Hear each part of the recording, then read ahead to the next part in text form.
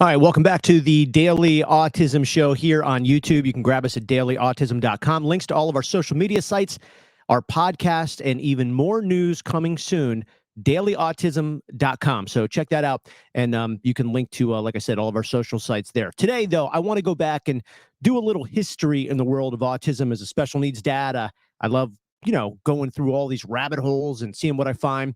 But a classic moment in pop culture as it relates to autism, it is the iconic movie Rain Man. I actually just watched this last week for the first time in probably 20 years maybe. The movie's fascinating. The history behind it is fascinating. And really the story of how it was almost a complete failure is also fascinating. So I wanted to jump to a few just quick facts about Rain Man. And this was a movie that was released in 1988. It was directed, of course, by Barry Levinson, and it starred Dustin Hoffman. He played Raymond Babbitt. And Tom Cruise, he played his brother, Charlie Babbitt. The interesting thing for me, when I really started looking down from this, is that it really was inspired from real life. And back in the 1900s, if you will, autism, first off, not many people even knew what it was. The people who did probably had some terrible misconceptions about it. But the film was inspired by a real person named Kim Peek. Kim Peek had a condition back then, they called it savant syndrome. So this was somebody who had really intense, remarkable memory, cognitive abilities, but also had severe intellectual disabilities.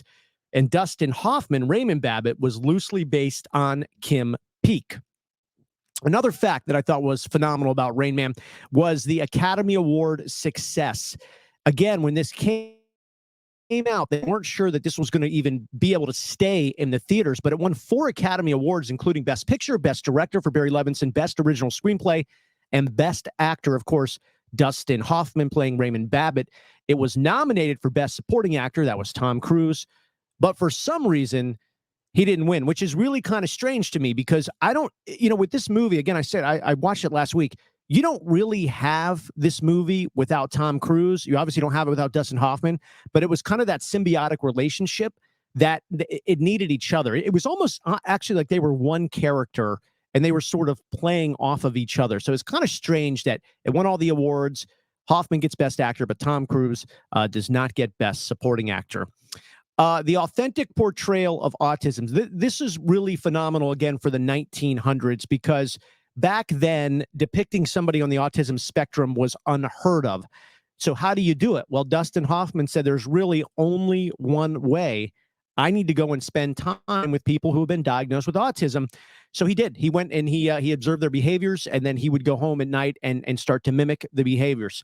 So that is how he was able to prepare for the movie as Raymond Babbitt. The most famous quote of the line, of course, is when Raymond says, "I'm an excellent driver." It's become a pop culture reference. It's always associated with the movie. Of course, Raymond grabs the wheel. I mean, he obviously can't drive, but he goes on to say that he's an excellent driver. So that's been a famous part of that movie. Also, the car itself, that's a famous piece of the movie. It was the 1949 Buick Roadmaster convertible. It was featured in the film, and it really became a symbol of the movie. It was a classic car, and it was chosen really to represent the unconventional journey of these two brothers and their relationship with a ton of different dynamics. Maybe the most famous scene of the movie, Tom Cruise, Dustin Hoffman, and they start singing this song. And it was a spontaneous moment. It added an element of authenticity. And it was kind of this connection between them, but it was not in the script. The song, was it Iko? I always forget. I don't never know how to pronounce that, but whatever. That was the song. It was not in the script. They just did it and went with it. So the financial success of Rain Man, not only, again, was it critically acclaimed because we did the awards, but eventually was a commercial success.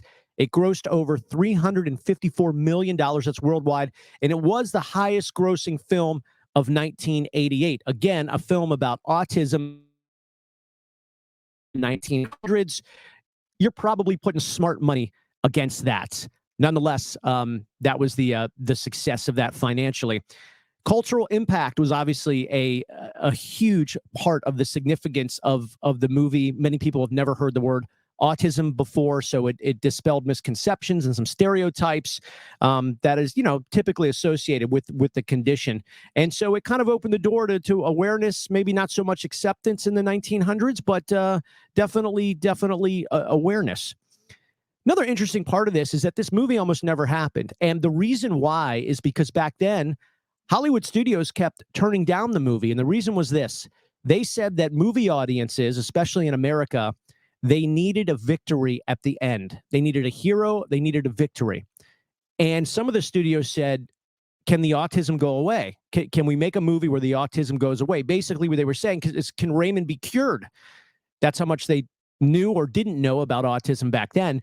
And so that was really a big speed bump in getting this movie out into the theaters, getting it picked up by studios, is because they said the ending wasn't heroic. There was nothing for people to celebrate, when in fact we know now there was a lot to celebrate.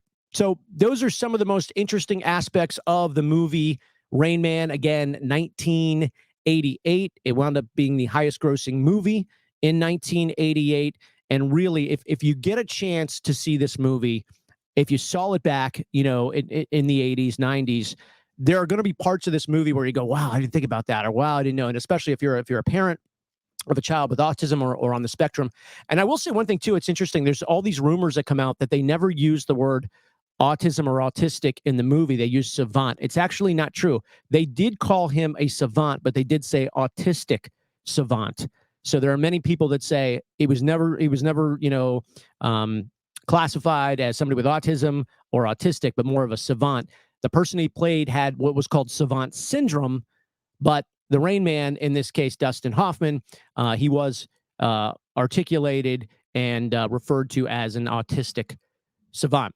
So just some information about this movie that I thought was fascinating. I hadn't seen it in forever. And, being that we're, 2.5, 3 years or so into a diagnosis with our youngest, I went back and watched it. And I will say, if maybe you're in a situation similar to me, it'll pull at your heartstrings a little bit in watching Tom Cruise and kind of going through the stages of, meeting his brother, understanding autism, and then trying to cope and change his life and everything. And I will say the funniest line of the movie by a mile is Tom Cruise is breaking up with his girlfriend, and she goes, "You're just using Raymond." They're trying to get trust because their parents had died. There's like a $3 or $4 million trust fund, and it was going to be used to support Raymond through the rest of his life. And so initially, Tom Cruise just wants the money. And the girlfriend goes, "Hey, you're just using him." And Tom Cruise asked Dustin Hoffman in the movie, "Hey, Raymond, am I using you?" And he goes, "Yes, you're using me." And Tom Cruise's response was, he's answering a question from like 30 minutes ago, which I thought was absolutely hilarious. Again, you can either relate to that 100% or you have no idea why I might find that funny. But little history on the movie Rain Man. If you get a chance, again, you haven't seen it in a long time, I think you really enjoy it. There's some parts of it that'll sneak up on you and go, wow, that's pretty deep. That's pretty emotional and pretty impressive that back in 1988 that they were talking about that kind of stuff. So good stuff there from Rain Man. Again, if you want to connect with us, see our videos, connect with all of our social sites, dailyautism.com, Facebook, Instagram, TikTok, LinkedIn, our newsletter, our autism hotline. It's America's only autism hotline. And actually, we have more media coming soon. We'll have some more details on how Daily Autism is expanding. But you can get to all those links at dailyautism.com.